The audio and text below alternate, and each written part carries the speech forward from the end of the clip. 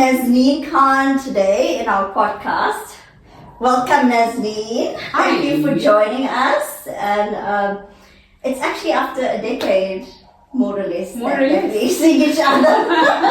It's been too long. But it's, it's inundated with our busy lives. But thank you for joining us. Thank you for coming. And I always start off with a quote, and just for the viewers as well out there, is it's quite important how we relate with our circles of people. And I never want to force anyone to choose me. If you feel there's women out there that you need to choose rather than me, that's how I would feel right now. Because there's, in women's circles and in women in business, it's just difficult to relate who's loyal, who's true, who you can trust. And I'm sure you can agree with that because you're now a businesswoman and your emphasis is just your family and your business. And your circle of women is just important. You choose me or not. That's literally how I see it there. No, absolutely. Yeah. And I think, when you're choosing the women or the circle around you, it's so important that you keep in mind, I've heard this many times, but it really rings true for me, is if somebody can promote you in your absence, that's the circle that you want to keep close to you. Somebody that can speak good about you in your absence. Yes. That's the circle of friends that you want to keep because, there's genuineness and, like you said, sincerity, and you want to be able to trust. Yeah, and you when you leave the table, is it positive stuff they're talking about you? So that's my attribute for the week.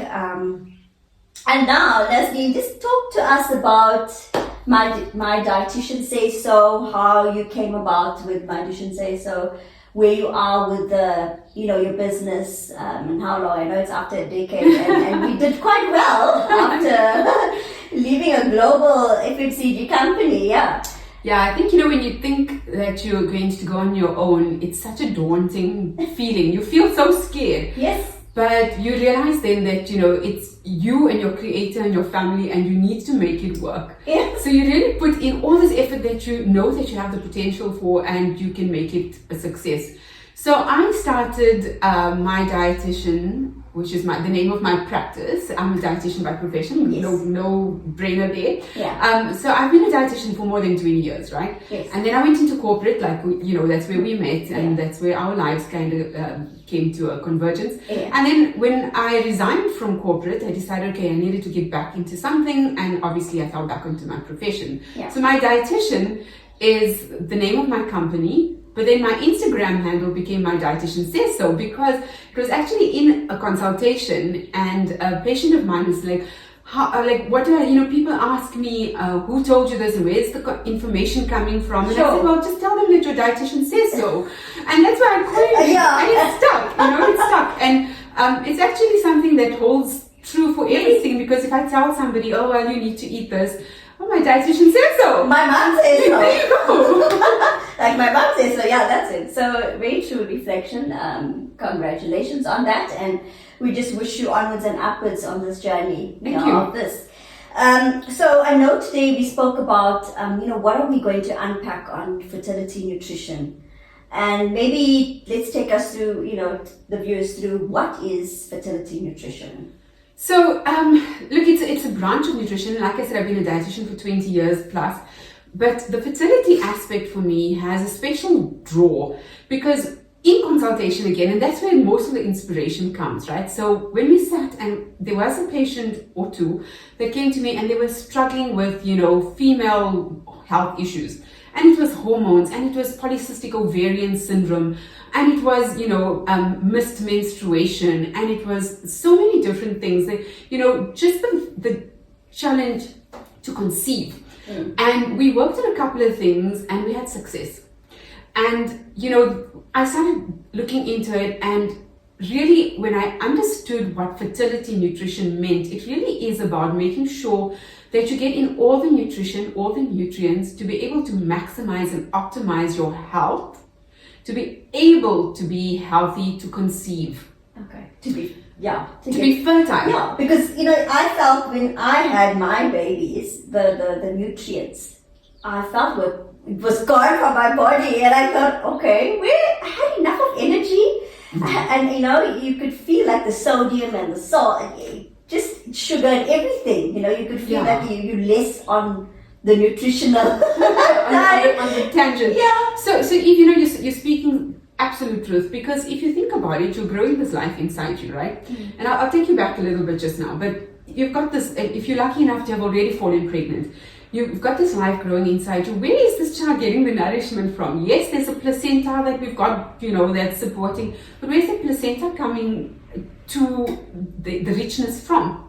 It's what you eat, and that's why we supplement and we say, there's so many extras that you need to be worrying about and paying attention to, because literally, it's going to sound horrible, but this little baby inside you is literally a parasite. Yeah. Because they're sucking from you. Sure. They're eating your nutrition, and if you're not replenishing, so you need the double volume. Not the double food though. I must be very, very clear. They need the double nutrients, or the right amount of nutrients to be able to sustain your health, and also make sure that this baby is growing at a good rate. And then, what is like the most important nutrition for both male and female would be like tell us maybe some of the lifestyle factors. So you've hit on a very important question, because, for a long time, people always saw fertility nutrition as the responsibility and accountability of a woman. And, a lot of times the men will say, oh, what, I'm making an appointment for my wife, she's like, or, we're having a problem with her PCOS, or we're having a problem with her menstruation, or she's not regular, and it's always the woman's fault, and it's nobody's fault. Yeah. It's not the woman's fault. And it's not the man's either. Wow, eh? But there's a huge role for male health. People will shy away from talking about the quality of sperm, the volume of sperm, the size and the morphology, or the shape and the type of sperm. There's a whole host of things that are affected, in a male's ability to develop the right spermatozoa, the right sperm, at the right temperature, because we know the millions of sperm that get released, right? However, there's only 12% of that sperm that are of reproductive quality. 12%. Wow. So we don't pay enough attention to what the man's role in this is as well. So when you ask me a question now, what are the right nutrients? There's a whole host. I mean, we have to look at what's the female's role, and what's the man's role. So in a female, and actually across both, let me first start there. Okay. We look at omega-3 fatty acids. Omega-3 is something, I don't like the word superfoods, but it is such an important nutrient. Brain food. Interesting. Yeah. You spoke about that it's working for brain food, and we know that in children, we know that in adults. But omega-3 fatty acids will assist with volume of sperm, but it also assists with egg quality. That's amazing. Wow. So that in itself, if we get the right dosage and we get the right supporting nutrients around that, we're already putting ourselves in a better situation to be able to conceive, to be getting the right type of nutrition for the right pregnancy, for good pregnancy, and for the fetus to be carried out to term. Omega-3s also affect the chances of miscarriage, for example. So what you eat is very important. I've only just touched on omega-3. I mean, we can go into a whole show on its own on omega-3. But there are things like, for men specifically, we can talk about zinc, we can talk about selenium, we talk about coenzyme Q10. Those are very, very important nutrients. And, I want to give you all the information now. Yeah, it's amazing, right? Because the men you think don't need all of this. And it's so important to be able to get the right person. It doesn't, like you said, you don't have to choose me as your dietitian. You don't have to choose me as the woman that you have to. But I would so suggest, and I always speak this, whether I'm on radio or whether it's in my practice, I always speak about choose a healthcare professional that you trust, that is knowledgeable about this, and go gung-ho into that session and get the best out of that healthcare professional's knowledge. Choose somebody that's going to be able to help you. Absolutely. It's value for money. It's absolutely, you just more value. And then what are some of the benefits or the in terms of the hormonal balance, how does it affect it long term? So remember that when a woman is ovulating, or she's not ovulating. So let me take you one step back. So when a woman is born, a girl child is born, a female is born, we're born with all the eggs we'll ever have for our lives. Yeah. Okay. So it's about how we nurse those eggs and how we create the best eggs possible, okay, for nourishment. So and for future birth. Absolutely, absolutely. So as you menstruate, as you start coming into puberty and you start menstruating, obviously, you go through the process of ovulation, you go through the process of ripening of the eggs, etc. And once you fertilize those eggs with the sperm, that's when the baby is born, right? Now, to get to this point of ovulation, we need to make sure all of our hormones are actually in sync. So we look at progesterone, we look at prolactin, we look at oxytocin, we look at estrogen. There's all of these things. Yes, there's all of these things. It's not just, oh, here comes my little eggs, pop, we menstruate it out, and it's a whole cycle. And that's why every 28 days you will then have your menstrual cycle. So very, very importantly, and those are just some of the hormones. I mean, you have to think about cortisol, you have to think about insulin. These are all hormones that are critical for a normal cycle, are critical for healthy ovulation. Yeah, and if you're taking all this medication and you're pregnant, I mean, is that's not allowed all the time? So remember that when you fall pregnant, or if you're trying to fall pregnant, you have to optimize the whole repertoire or the whole basket of supplements that you're taking and the food that you're eating.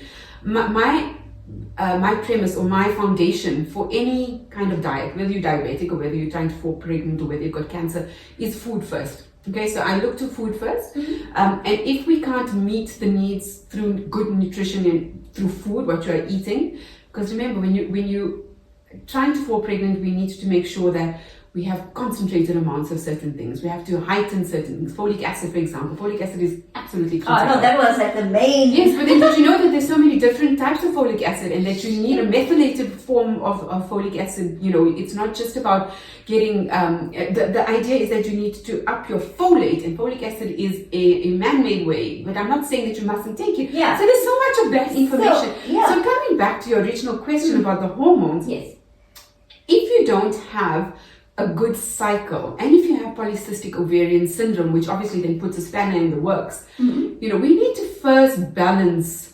PCOS before. Yeah, maybe just tell the viewers what is. So polycystic ovarian syndrome literally is when you have these little ovaries, these little cysts on your ovaries, and the cysts. It's common. It's very common these days, and it's because of the environmental factors.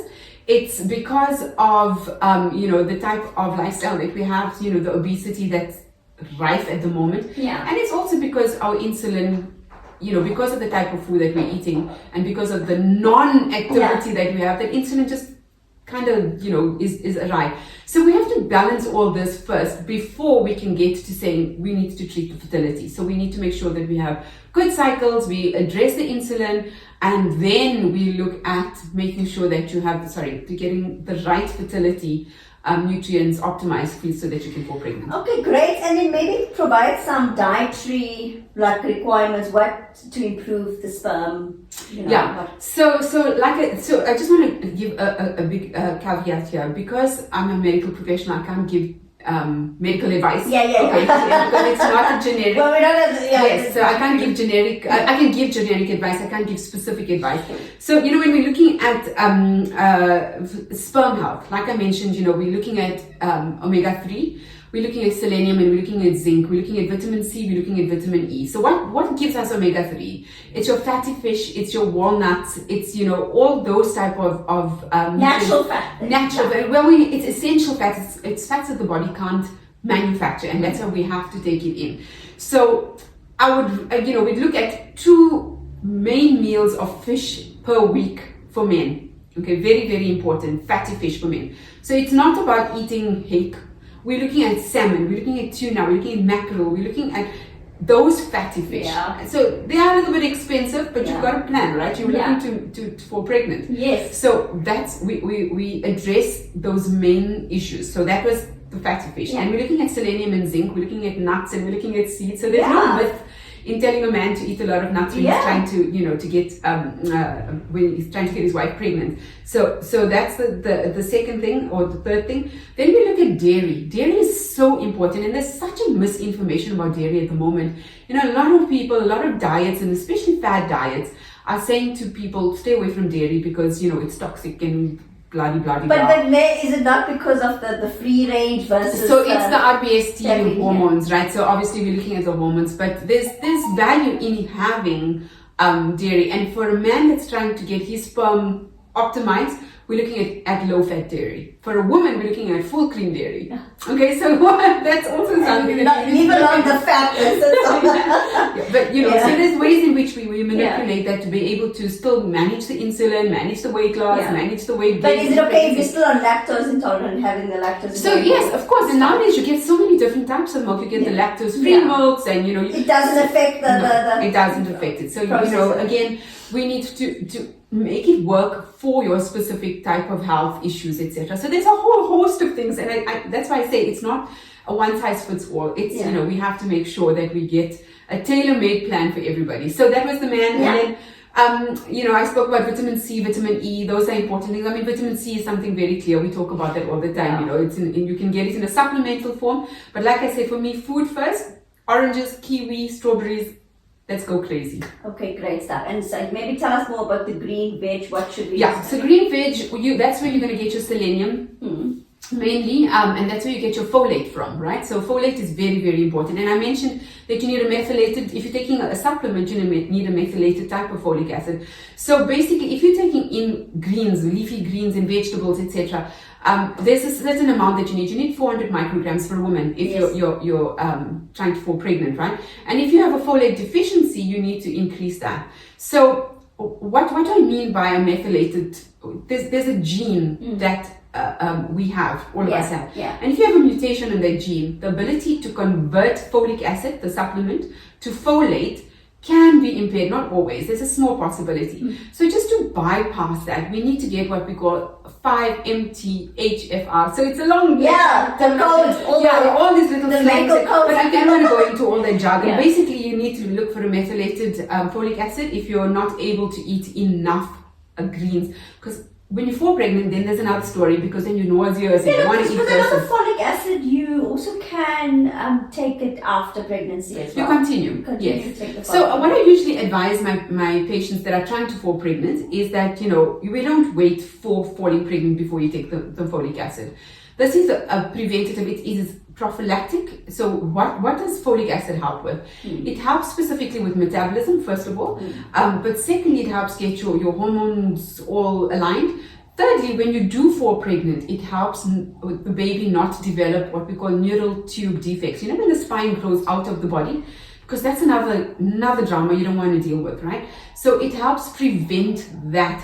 If you don't take folate, it's not you might have neural tube defects. You're gonna, so you have to take folic acid or folate. So basically, that's the importance of green leafy vegetables. Yes. And if you're not getting it in from a food source, I'm going to prescribe it. Baby or no baby, we're going to take that. Take it. What type of body weight you're looking at that's recommended for both male and female? Yeah, so I mean, I know it's a hard one for the body weight, but we're all trying. You're damned if you do, you're damned if you don't. So the thing is, underweight has negative effects on falling pregnant. So if you're severely underweight, my first point will be to get you up to a normal body weight, okay? The second thing is, if you're overweight, I'm going to first address the overweight to get you lower, to get you to an ideal body weight, male or female, because body weight definitely affects the quality of your sperm, the quality and the quantity also, and also the egg quality. So we have to optimize that first, and we have to make sure that we actually make, I don't like to work with BMI, I like to work with waist circumference, but I also like to work with body fat percentage. Yes. So once your body fat percentage is within your normal requirements, the chances are that you'll fall pregnant easy. So there's always steps. It's not like, Naazneen is going to give you a diet and, boom, here you go, you're going to fall pregnant next week. It's a process. Right. So when we're looking at underweight, if The reason underweight is so important is because when you're severely underweight, a woman tends to not menstruate. We have what we call amenorrhea. And when you don't have your regular period, you can't ovulate properly. And that's the reason we need to bring you up to, first of all, getting your cycle properly. Okay. If you don't have enough fat, you're not going to have enough hormone, because fats and hormones are hand in glove. Yeah. And as a result, we get you to that level. But also the overweight is, if you're too fat and you're overweight or you're obese and you fall in that category, you might have good cycles, but the chances are that your pregnancy will be a challenged pregnancy. Okay. Yeah. Oh wow. And then what's the recommended supplements? Maybe just one or two for that, for the weight. Okay, so when it's, you mean to gain weight? Yeah, to both gain weight or underweight. So what do you recommend? So supplements, as a rule, I make everybody, whether you've got diabetes, whatever, I make everybody take an omega-3. I make everybody take a multivitamin, okay, so that I can rectify any kind of deficiencies, okay? For me, very importantly, especially if you've got PCOS, I look at something called berberine. Okay. What is that? So berberine is a natural product, okay, and it helps regulate your hormones. It helps bring in your period, okay. It helps with metabolism as well. It helps with brain fog as well. That's something else, but it also helps with brain fog. So berberine is one, but I couple it with something called inositol. So inositol, yes. we need to create a balance of inositol that helps with PCOS. Okay, there are brands, but I can't name brands. Yeah, no, you can. So, you might just go look up and or you can give me a shot, something called inositol is very critical in regulating hormonal level, and it will help with overweight to lose some weight. When we're looking at underweight to gain weight, that's a different element. We'll still give them omega-3s, but I work with a specific concoction that I like to bring, and it's not supplements, it's food related, and it's like natural things that I use to be able to gain weight before we look at any kind of other supplement. But omega-3 is something that I use across the board. And tell me, because I know everyone has inflammation. And it's because we have to massage this all the time, to not get it crystallized and all of that. So, does that impact in a positive way? Absolutely. So, what omega-3 does? Okay, omega-3 basically helps with so our diets. Let me start there. Our diets are very pro-inflammatory because we're eating, seed oils, we're eating high fat foods, we're eating sugar, we're eating salt, we're eating takeaways all the time. So these are pro-inflammatory foods, okay? Processed foods. Yes. When we eat omega-3s like the salmon and the mackerel and the tuna and the sardines and the pilchards, those are what we call anti-inflammatory foods. Mm-hmm. So they down-regulate your inflammatory status or situation, and as a result, with the down-regulation of inflammatory process, your body starts coming to its natural state. Okay. And when you have a low inflammatory process, your hormones start coming right. Mm-hmm. Your fat starts metabolizing properly. Mm-hmm. And as a result, it just makes life easier for you. Great. Well, that's important to know how important fish is.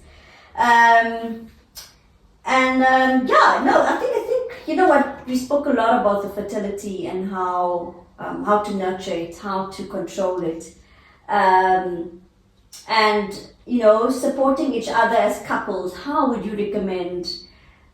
It's difficult. Some people wait a long time to conceive, yes. And then there's some that obviously it's like, okay, yeah, it's a journey. I was in 12 months, my story with conceiving within the 12 months, but some people are like, just it takes. So this is what's so important, what you're saying. It's so valuable information that if you don't go through the process, there's nothing wrong with the male and female. It's just that what's the intake? Mm-hmm. And how do you then support each other in this? Yeah, it's not an easy thing, and a lot of marriages take strain.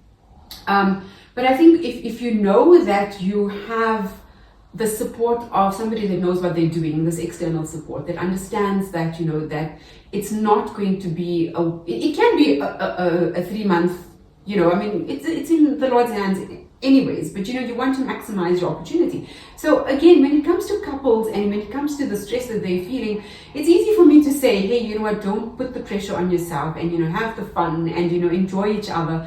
But I understand that it's not, and I've counseled many couples through this, and I see the difficulties and the challenges. And what I would say to each one is that it's not anyone's fault, and take the steps, take the journey, understand it, take the time, because you're in it. Like when you got married, you knew that if you were in it for the long haul, nobody gets married to get divorced. Do you know what I mean? Yes. So when you're in this relationship, understand that you guys need each other, and trust the person. Find somebody that you trust to be able to hold your hand through this journey, because it's a long one. It's not an easy one, and you need to be able to trust each other, that you're doing the right for each other, for the right thing for each other. And timing shouldn't be an issue when you want to give birth or not. I just think it's also in the mind, as you're saying, it's in the mind. Don't think too hard about it. Yes. Just, yeah. It's easy for me to say have the fun and and take every opportunity to make a baby. Yes, this Muslim girl sitting with a hijab talking about but the thing is, it's real, and you want it to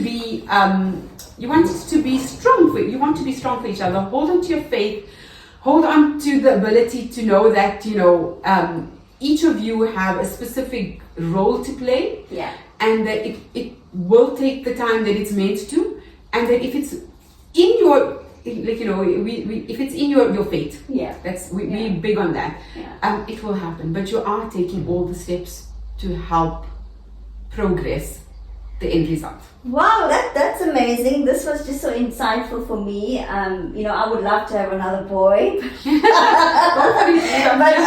no, I was told no, so I have to probably look elsewhere.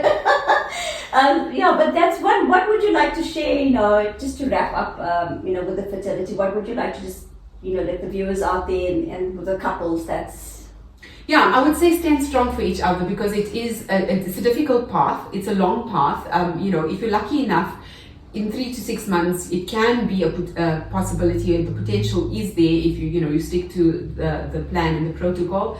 I would say to you, really, find somebody that has the expertise. Okay, and don't be embarrassed to ask the questions and to ask for the help, because there's help. That's the thing, these days women won't want to speak up, and men also, there's certain things that they let out of their trust. Assisted reproductive therapy is what we call it. So assisted, when we say assisted reproductive, whether you choose to go IVF, whether you choose to go surrogacy, whatever you're comfortable with, there's help. And I would say to the listeners, to the viewers, don't be embarrassed. Find the help. Yes, it can be expensive. Yes, it can be a long process, but what your capacity is as a couple. What your journey would look like and how much of effort you're trying to put into that. So each one's journey is different. There isn't a one size fits all. And just also, I think there's a lot of family members right now that giving birth or gave birth, and for me, it's like, how can you, or what can you maybe demonstrate how, for the postnatal depression, and how that it's I think real. As the generations are going, it's very difficult. Maybe a one-liner, how can they... So there's light at the end of the tunnel is what I want to say, because postnatal depression is also dependent on the hormones. And after a little while, the hormones settle. So I would say to whomever is on all their, pregnancy vitamins, continue the pregnancy vitamins long into your baby's growth. I would say at least till 4 months, because those postnatal depression syndromes can be alleviated by continuing your prenatal vitamins. So continue with that. That's my wrap up on people experiencing postnatal depression, because a lot of those combinations will help settle your hormones. Okay, great. Now for the fun part. Oh, this fun. There's fun. We're all having fun, but anyway. So a little bit, let's get to know a little bit of Naazneen. Tell me your favorite food. Oh gosh, you can have to choose only just one. You can choose. Give me about 1 or 2, but I mean, I know fish is in Yeah, your fish is- diet. yeah, I wish I had more. I wish I had more fish, but I would say so. I'm very traditional at heart, so I like our Indian foods. I'm not going to lie to you. I feel like if I eat rice, it has to be basmati rice. Right. I could eat rice. Breakfast, lunch, and supper. And you cook a meal every day for your family? Every day. I'm a growing boy. Yes. What's to eat, I'm not talking about Maldi, I'm talking about my baby. But he's hungry all the time. He's at that stage now, Mommy, what do you have for me? So yes, rice, is a firm favorite for us. I cook a meal every day. No. And tell me, which would be your favorite island? Oh, goodness gracious. And I'm sure you're heading that way soon. So I've got a holiday coming up. It's not an island, but I would love to do the Maldives one day. I've not. I'm gonna strike it rich. Me too. I'm with you. Yeah, we have to get ourselves up to that level. And then I'm hustling so hard. So I would love to visit the Maldives. Yeah. And then maybe, share your piece of advice, from your whole journey. I know you've been through. Just what advice can you share with us that's business wise? Let's do a lifestyle advice, and then business wise, give me. So I would say that it's difficult these days to strike a balance, but when you realize that you can do everything in moderation, and that's the premise of all my diets as well. Like, I don't do restrictive. So once you restrict yourself, I feel that it becomes very difficult.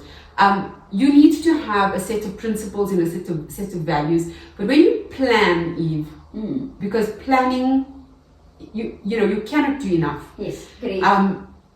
Once you plan, you have your view going forward, and that's when you can execute. Without planning, nothing happens. Yes. So I'd also say bring the moderation into your planning. Yeah.